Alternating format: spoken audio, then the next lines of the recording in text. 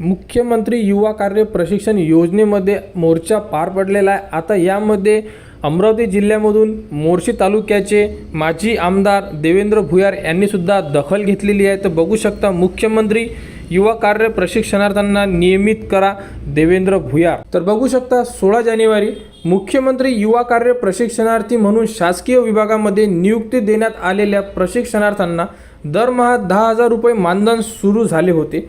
मात्र 6 महिन्याचा कालावधी संपण्याच्या मार्गावर आला आहे। त्यामुळे लाडक्या भावांवर बेरोजगार होण्याची वेळ आलेली आहे। त्यामुळे मुख्यमंत्री प्रशिक्षणार्थी यांचा कालावधी वाढवा अशी मागणी माजी आमदार देवेंद्र भुयार यांनी महाराष्ट्र राज्याचे मुख्यमंत्री देवेंद्र फडणवीस, उपमुख्यमंत्री अजितदादा पवार यांच्याकडे केलेली आहे।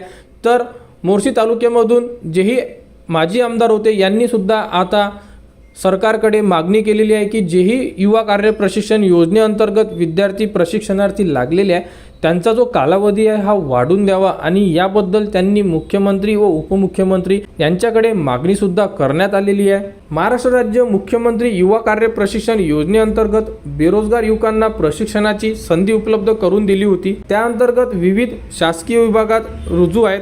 त्यामध्ये आपले कर्तव्य जबाबदारी अधिकाऱ्याच्या मार्गदर्शनाखाली अतिशय उत्तम प्रकारे पार पाडत आहेत। युवा प्रशिक्षणार्थी म्हणून हा कालावधी फक्त 6 महिने आहे। हा कालावधी फेब्रुवारी 2025 मध्ये समाप्त होणार आहे। त्यानंतर सर्व प्रशिक्षणार्थी पुन्हा बेरोजगार होणार आहे। महाराष्ट्रातील विविध विभागातील हजारो पदे रिक्त असताना प्रत्येक कार्यालयामध्ये असणाऱ्या युवकांची चांगल्या प्रकारे कामकाज केलेले असून त्यांना संपूर्ण कामाचा अनुभव असल्यामुळे मुख्यमंत्री युवा कार्य प्रशिक्षणार्थी ज्या स्थापनेमध्ये कार्यरत आहेत तिथेच त्यांना नियमित करण्याची अंमलबजावणी करण्यात यावी असा मुद्दा यावेळी माजी आमदार देवेंद्र भुयार यांनी शासनाकडे रेटून धरलेला असून मुख्यमंत्री युवा कार्य प्रशिक्षणार्थी कालावधी व वेतनवाढीचा विचार करावा।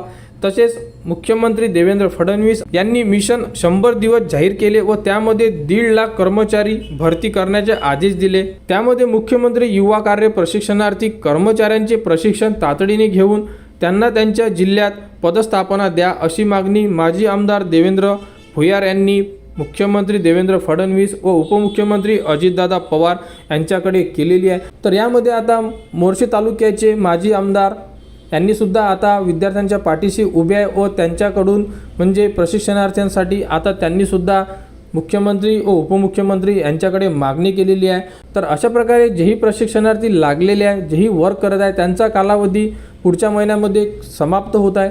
भरपूर ठिकाणावरून आता विद्यार्थ्यांच्या मागण्या ह्या मुख्यमंत्री व उपमुख्यमंत्री यांच्यापर्यंत पोहोचण्यात येत आहेत। तर यामध्ये आता सरकारला विद्यार्थ्यांच्या मागण्या पूर्ण कराव्या लागणार। तर युवा कार्य प्रशिक्षण योजनेबद्दल ही एक महत्त्वाची अपडेट होती। मुख्यमंत्री युवा कार्य प्रशिक्षण म्हणजे लाडका भाऊ याबद्दल जेही पुढील अपडेट येईल ती तुम्हाला आपल्या यूट्यूब चॅनलवर उपलब्ध करून देण्यात येणार आहे। त्यासाठी आपल्या चॅनलला सबस्क्राईब करा व हा व्हिडिओ इतरांपर्यंत शेअर करा।